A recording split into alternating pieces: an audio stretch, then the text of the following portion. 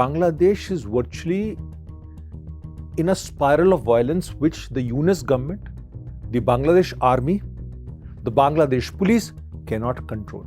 The whole idea is to paint India in the black as an extension of Awami League, because the Awami League leader, Sheikh Hasina, happens to be in Delhi. By engineering and orchestrating violence, it is pushing the Awami League on the side, it is trying to push India on the side, it is trying to push the minority community on the side. There are people in China also who are looking at Bangladesh and they have their own axe to fry, and everybody is against India. The way that all the Western forces and the Europeans and the Americans, they came out to condole the death of Hadi, while nobody cared a damn about the lynching of Deepu Das. Whosoever will come to power, even if BNP comes to power or the Jamaatis will come to power, they'll have to deal with India. Beyond India, there are also going to be other key players who are going to be closely watching all the developments in Bangladesh. The US, Pakistan, and China. Could you tell us a bit more about those perspectives?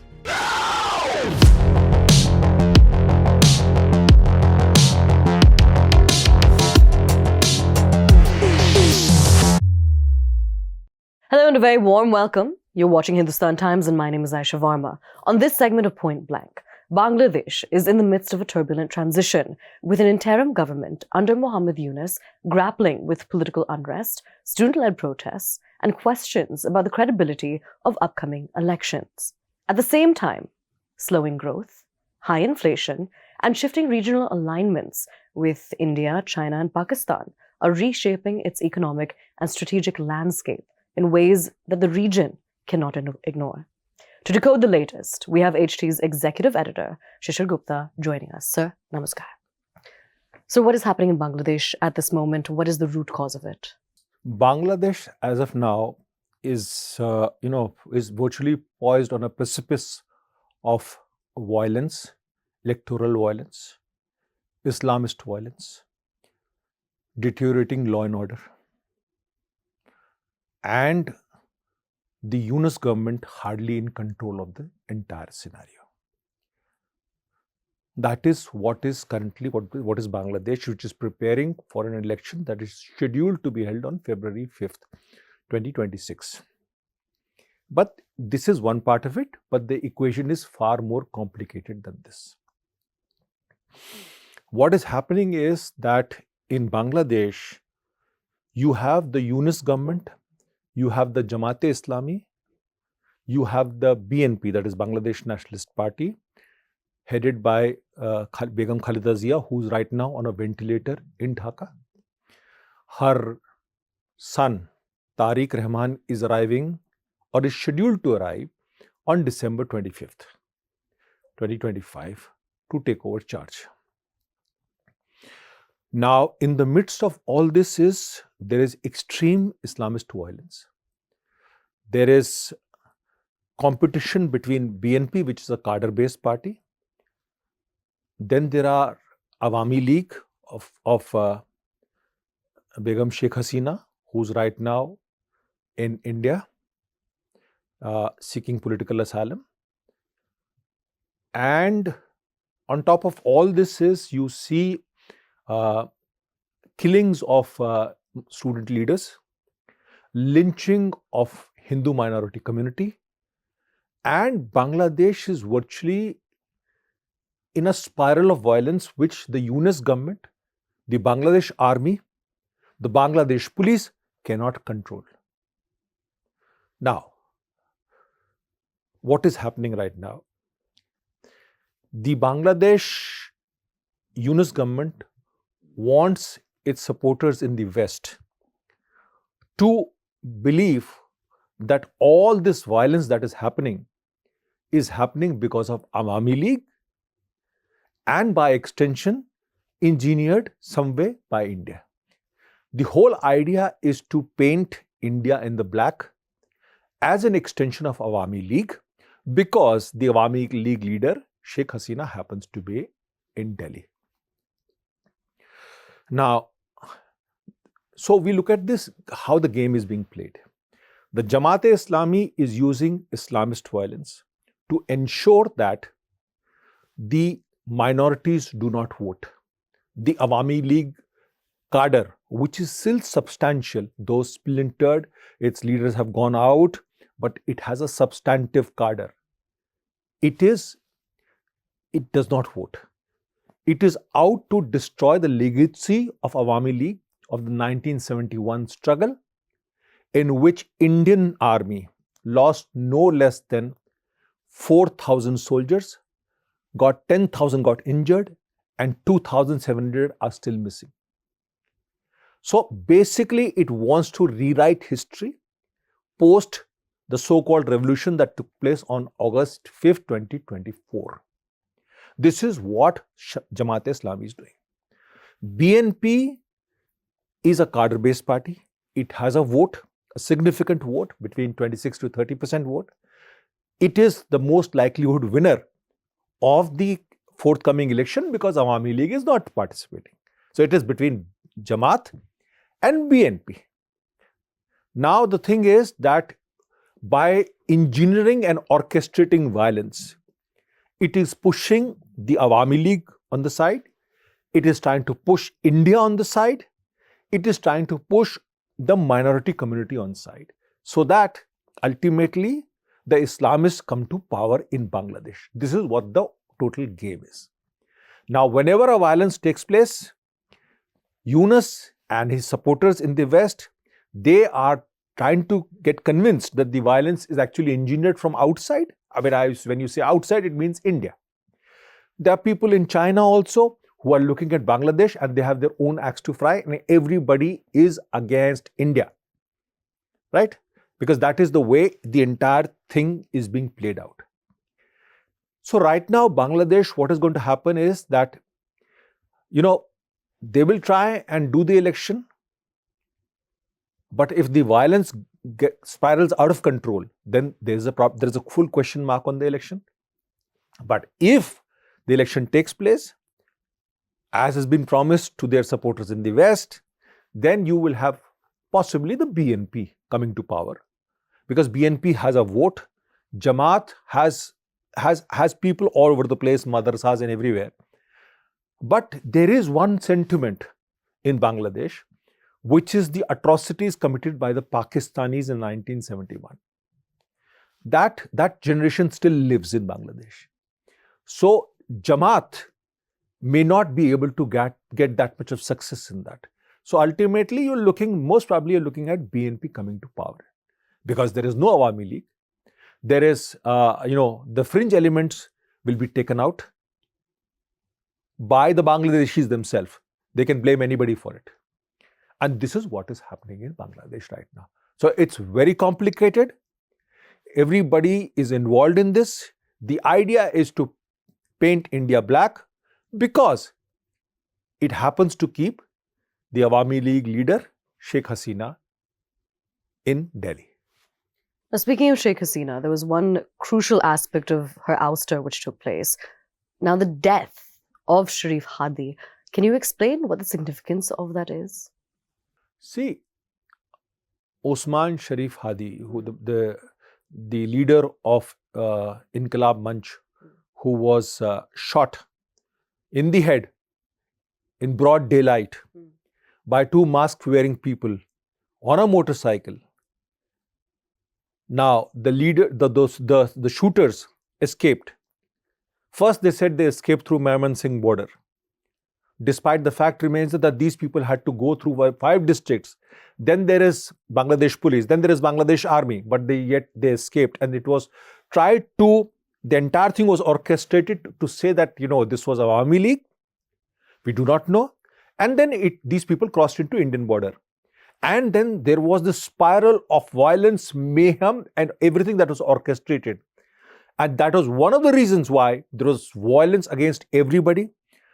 There was protest against the Indian high commissions as well as consulates all over Bangladesh. And the whole idea was to again put India in the dock. Now you realize that these people don't even know as to who killed Osman Hadi. And another thing that is important is the way that all the Western forces and the Europeans and the Americans, they came out to condole the death of Hadi, while nobody cared a damn about the lynching of Deepu Das in Chittagong. Again, it has come out that it had nothing to do with blasphemy, that this was an internal rivalry. The man was actually painted as a blasphemous fellow and then hung to death and then put on fire. Then there has been an incident yesterday when another chap, Motlab Sikdar, was shot, again a leader of the NCP over there, which is actually trying to participate in the election. And we do not know as to who did it. But all this violence is engineered to keep the Awami at bay, to keep the minorities at bay, and to basically allow the Islamists having a full stage to go ahead as to what they want to do with Bangladesh. Now, Usman Hadi, the man was virulently against India. He was a proponent of a theory that he wanted to, cut India from the chicken's neck. I mean, this is a delusional theory, but he had a theory. And he blamed India for virtually everything. By blaming India, what he was trying to do was actually destroy the legacy of Awami League, destroy the sacrifice of Mujibur Rahman. And he was trying to, an extremist leader who was trying to garner votes on that. That's what he was doing. So the thing is that all this is to essentially destroy 1971 legacy of Awami League. All this is trying to sort of, push India back. All this is trying to sort of really, really put the minority community down in Bangladesh. And that is what is happening right now in Bangladesh. So earlier you had spoken about India. How exactly does India view the events that are taking place in Bangladesh, and what is it doing about it, if anything? See, India has taken the developments in Bangladesh very, very seriously. We are monitoring the situation at the apex level, at the level of External Affairs Minister, at the level of National Security Advisor, at the level of intelligence agencies. We are monitoring the situation. We are calling a spade when it comes to Bangladesh. We don't want to instigate the Islamist within to use Indian words or to use Indian statements to target the minority community over there, because that hurts India, and Bangladesh government of Yunus is quite blasé about it. Second thing is that if people think that India is going to take it lying down, it is not going to take it lying down.